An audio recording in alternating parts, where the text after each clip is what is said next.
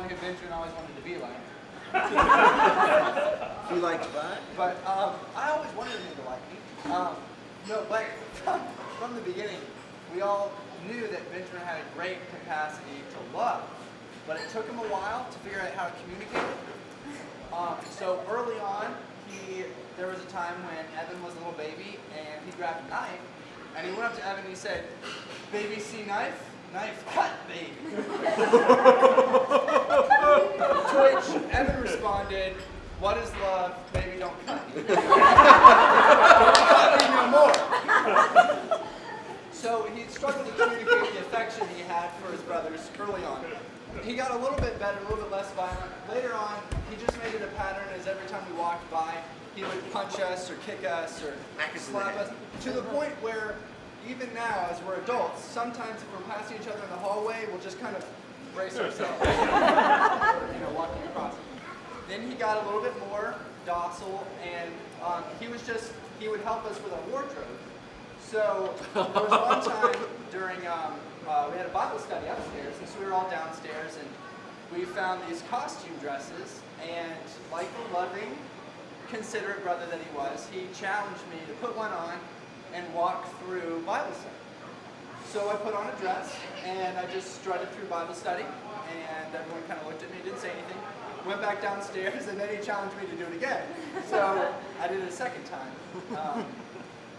But then, as the years went on, I think our relationship definitely grew, and he was able to, we were both able to connect on a better level, and I was able to see how much of a capacity to really love that Benjamin had. Some people, when they get older, they grow further apart, especially when they leave the house and they go to college or they move to another city, that sort of thing. But I felt like as Benjamin and I have both grown older, we've been able to connect a lot more and grow to be a lot closer.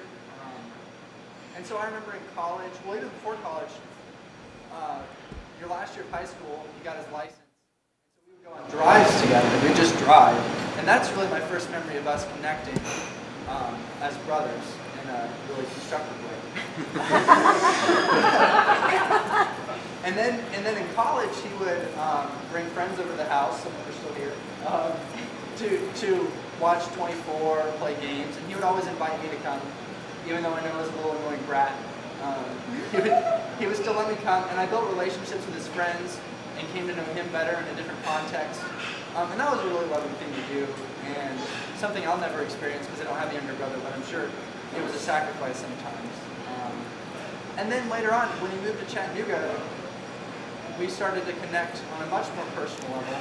I just remember times when I would go down to Chattanooga and we'd have dinner or coffee, and we'd really be able to open up and connect and talk. And he just showed me how considerate he was, how thoughtful. He would listen really well.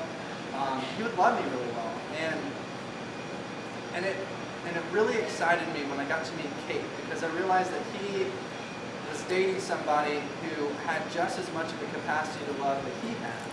And very quickly, Kate, you and I connected, and I just saw your caring part, and so it wasn't hard for me. It was actually, I really wanted to let you into my life, and that showed itself like during my breakup. I wanted you there to be a part of that, to love me and help me through it.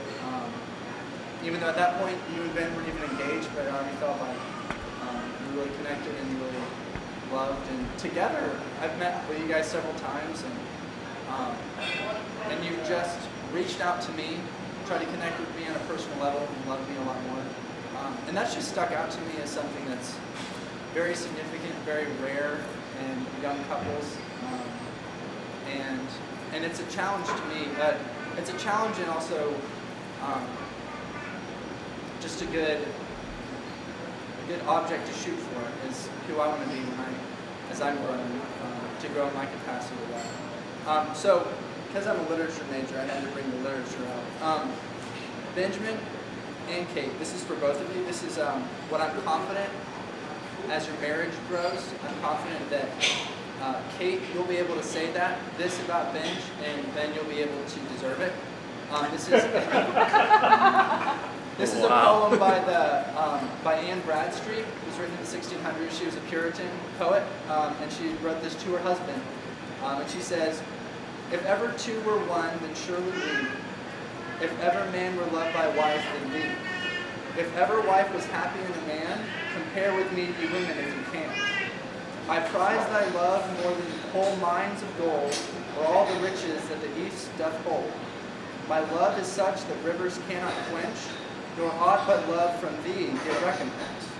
Thy love is such I can in no way repay, the heavens reward thee manifold, I pray. Then while we live in love, let's so persevere, that when we live no more, we may live ever." So here's to Ben and Kate's love.